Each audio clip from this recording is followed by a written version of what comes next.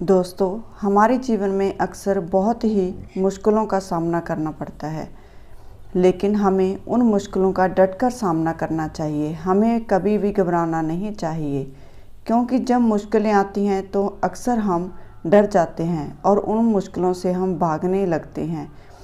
इसी से संबंधित आज मैं आपको धैर्य और सब्र से संबंधित एक कहानी सुनाने जा रही हूँ। बात उस समय की है जब महात्मा बुद्ध विश्व भर में भ्रमण करते हुए बौद्ध धर्म का प्रचार कर रहे थे और लोगों को ज्ञान दे रहे थे। एक बार महात्मा बुद्ध अपने कुछ शिष्यों के साथ एक गांव में भ्रमण कर रहे थे। उन दिनों कोई वाहन नहीं हुआ करते थे, सो लोग पैदल ही मीलों की यात्रा करते थे। ऐसे ही गांव में घूमते घूमते काफ़ी देर हो गई। बुद्ध जी को काफ़ी प्यास लगी।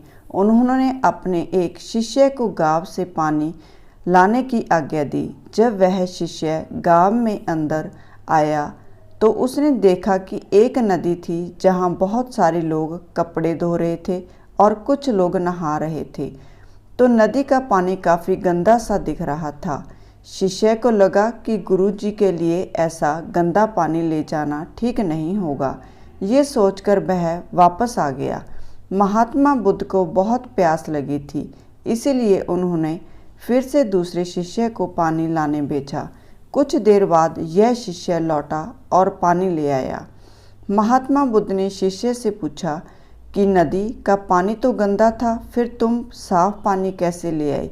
शिष्य बोला कि प्रभु, वहाँ नदी का पानी वास्तव में गंदा था, लेकिन लोगों के जाने के बाद मैंने कुछ देर इंतज़ार किया और कुछ देर बाद मिट्टी नीचे बैठ गई और पानी ऊपर आ गया।